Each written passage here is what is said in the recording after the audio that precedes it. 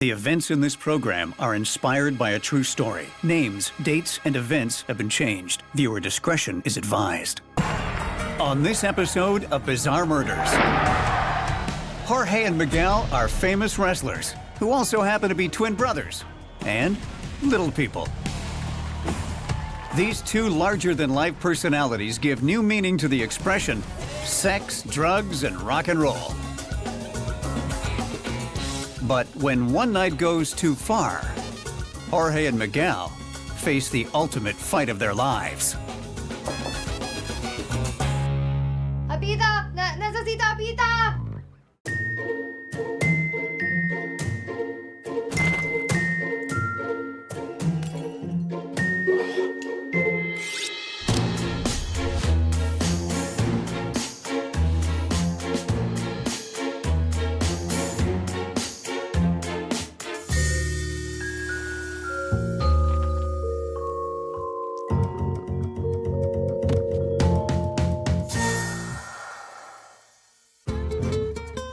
Jorge and Miguel have been inseparable since birth. Unusually energetic, they grow up wrestling each other in their tiny, rundown home. Their father is not part of the equation, and their single mother has a tough time making ends meet. Without a television, they escape reality by listening to their older brother Guillermo's tales of the Mexican wrestling world. Guillermo is a pro wrestler who encourages his little brothers to join in on the fun.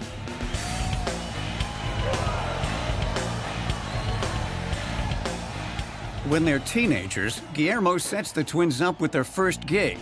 They are billed as Los Gemelos Locos, the Crazy Twins. Jorge and Miguel are brash and wild, and at 4 foot 8 inches tall, ×2, they put on quite the show. In 1992, they adopt their adult wrestling identities, Hombre Salvaje and Cobra Voladora. And it doesn't take the tiny twins long to rise to the top of the Mexican wrestling scene. Jorge and Miguel are rock stars in the Mexican wrestling world. But in all my years in the FBI, I've seen what can happen when fame puts you in a full Nelson. You can easily end up with 3 lifelong opponents: sex, drugs, and booze. Over the next several years, the twins divorce their wives and deal with a different kind of wrestling. This time, the opponent is their growing alcohol and drug addictions. Fiesta time, mi hermano!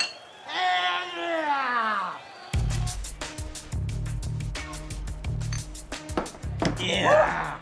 Dude, that was a good fight! After a big televised match against El Castigador, the twins are ready to celebrate. And for these boys, go big or go home isn't just a saying. It's a way of life. In the short time that Fernando the bartender has been slinging drinks at El Cutre Hotel, he's seen his fair share of louts. But these two are especial. Amigos, you think you can keep it down a bit? Huh? But when he asks them to tone it down, it falls on deaf ears. Wrestlers. We kept the belt, man. Yeah, 2 years running. Tag team. Come on. Come on. All right, come on. Fill this up. Here we go. Oh, hi. Hey. Good. How are you? Do you ever take your mask off? No. We leave these on all the time. Sure, there's a certain thrill meeting strangers in a dark, dingy bar. But in my experience, it doesn't always have a happy ending. There was this case where a guy was gagged and bound to his bed with his junk duct taped so tight to his body that when the medics finally got it off, he wasn't ever able to, well, do it again. Stranger danger is what we like to say in the FBI.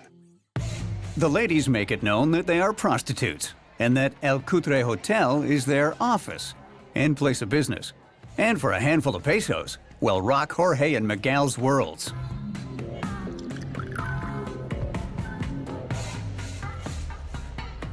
The twins and their newfound friends decide to take their cocktails up to the room for a nightcap, or guro de dormir, as they say in Mexico. But it doesn't take long before the party turns into a coke-fueled bender.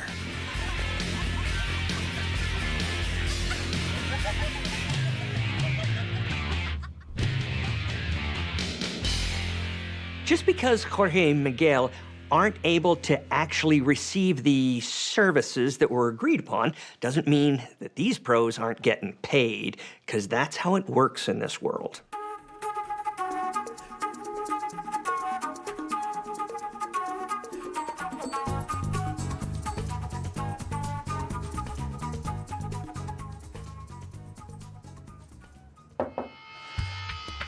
The morning after, a cleaning woman from the hotel is doing her rounds and arrives at Jorge and Miguel's room.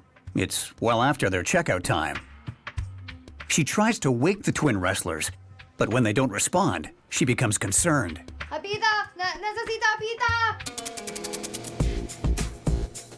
For such small guys, Jorge and Miguel ought to watch that voracious appetite of theirs. Everybody's got to pay the piper at some point. Jorge and Miguel are twin wrestlers known as Hombre Salvaje and Cobra Voladora. They're also little people who defied their hard-knock upbringing and rose to the top of the Mexican wrestling world. But fame has its dark side, and they're on a downward spiral that almost always ends badly.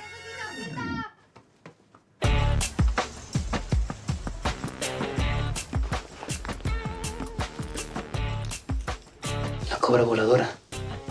¿Quién? The Flying Cobra. I don't know who that is. From the Crazy Twins. Los Gemelos Locos. Once the police arrive on the scene, both Jorge and Miguel are officially declared deceased.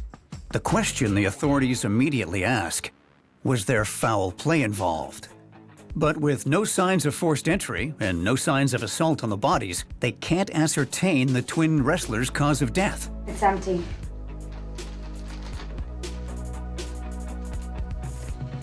When police search the room, they discover the wrestlers have been robbed.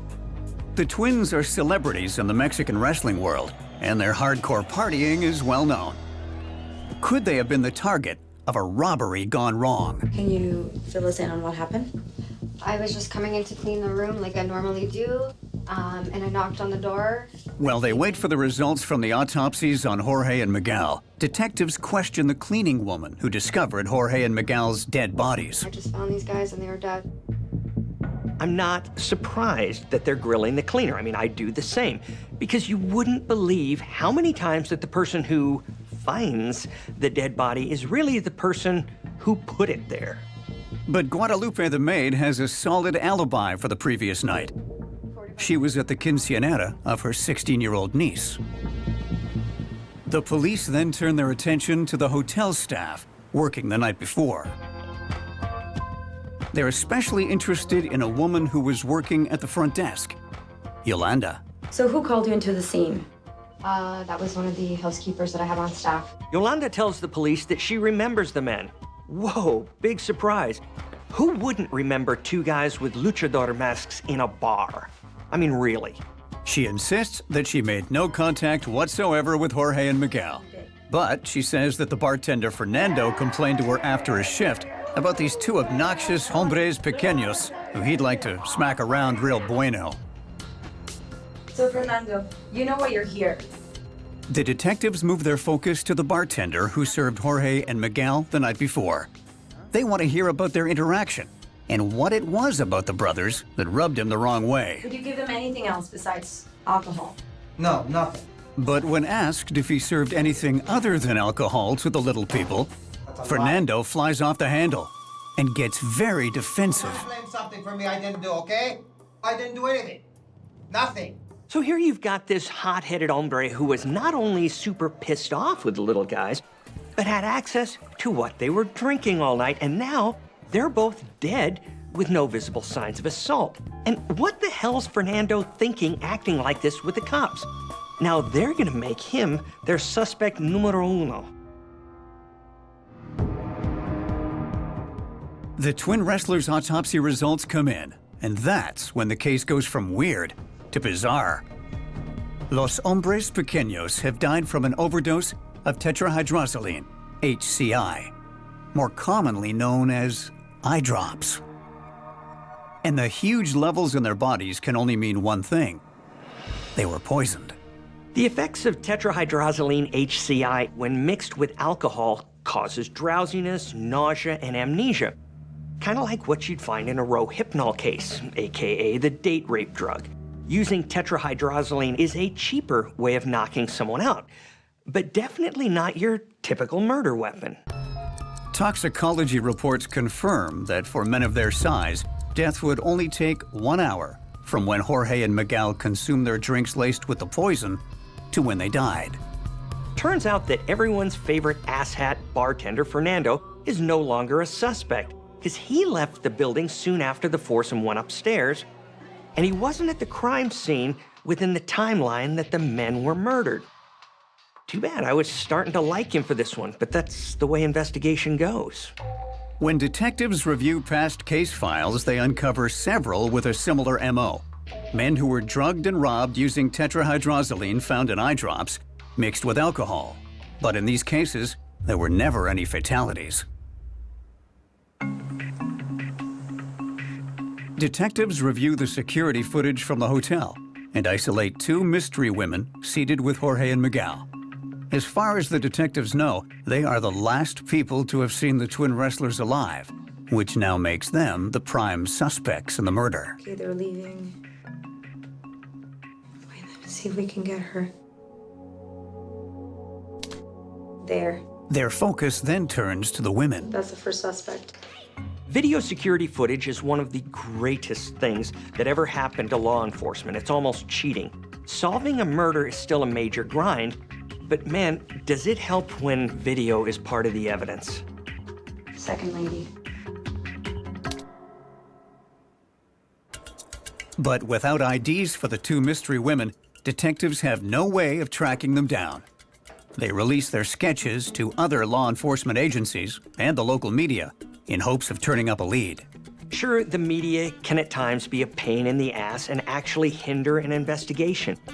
But when you need to track a suspect down fast, the widest reach is your best bet and the media is your best friend.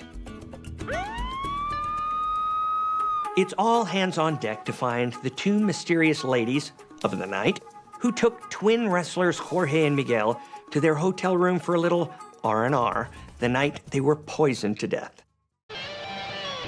Jorge and Miguel are famous twin Mexican wrestlers, but they like to party a little too hard and never woke up from a wild night with 2 prostitutes. Autopsy reports showed they died from a lethal dose of tetrahydrozoline, also known as eye drops, mixed in alcohol. A massive search is now underway for the 2 women who were last seen with the twins the night they died. In other news, the twin wrestling brothers known as Los Gemelos Locos were found dead today in their hotel room on the east side of downtown. Mierda, what the hell did you do to them? ¿Qué hiciste? I did what we always do. Persons of interest. Anyone with information is asked to contact local police. Didn't you see that they were little people? How much did you put in there? Why didn't you tell me? Now the police is gonna come looking for us. It doesn't take long for the partners in crime to start unraveling. Angela and Rosa decide to separate while they can, hoping to lessen the chances of getting caught.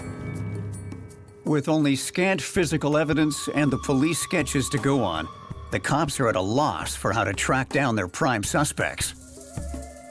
But then Angela makes a major mistake that leads to her capture. Free tip: when you drug your marks with the intent of robbing them, it's not a great move to later use one of their cell phones.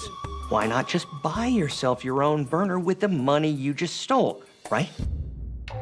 Angela is immediately traced, ID'd, and brought into custody. Can you tell us what happened? I didn't mean for anything to happen. We just met the men and we wanted to party. Have you guys robbed people before? The police grill her, trying to connect her to last year's string of arrests. Have you done this before? I didn't want to hurt those men. They were nice men. Angela admits that she isn't a prostitute. Never has been.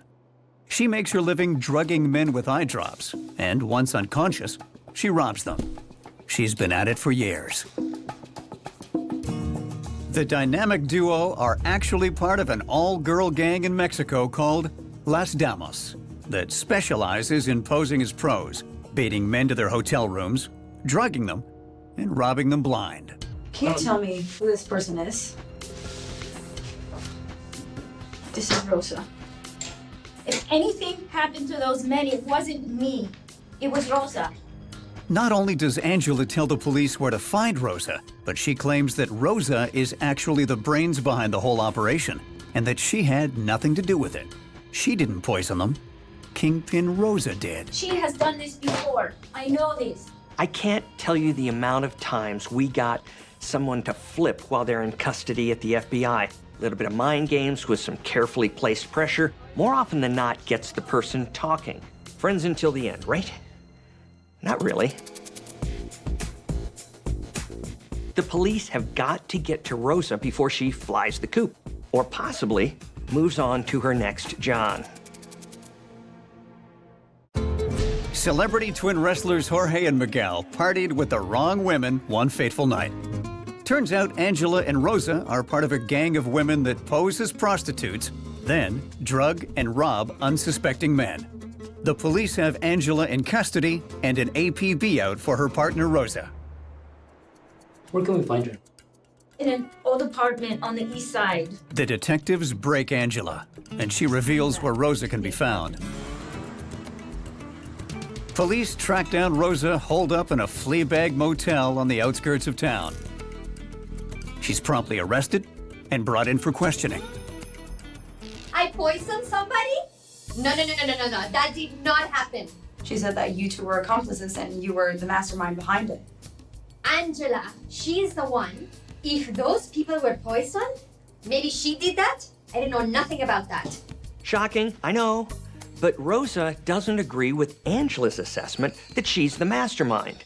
Not surprisingly, she claims that Angela's the real leader and that she was just doing what she was told. She's the one who has been planning these things all along, okay? Despite both women accusing the other of the crime, they worked as a team, carrying out the poisoning and the robbery together.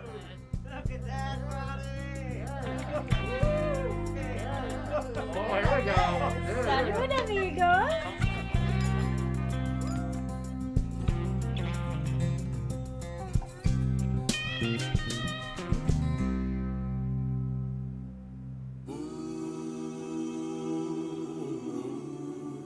The thing is, Mexican eye drops are a lot more potent than American ones. Go figure.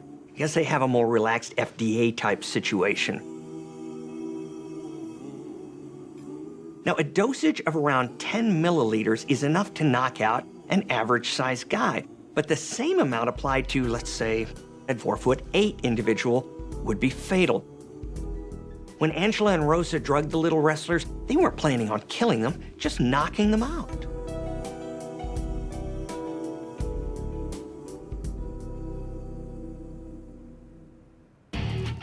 Even though they didn't intend to kill Jorge and Miguel, Angela and Rosa are arrested for murder. And if you knew how much to give them, we wouldn't be here right now. The duo are sentenced to 55 years in prison for the murders of Jorge and Miguel. Twin wrestlers also known as Hombres Salvaje and Cobra Voladora. So there you have it, ladies and gentlemen. Don't get with a prostitute. It's illegal, and you could go to jail. That's if you're lucky, because as we just saw, you could get drugged and robbed, or even poisoned and die like a scumbag in a sleazy hotel room that smells bad and has bed bugs.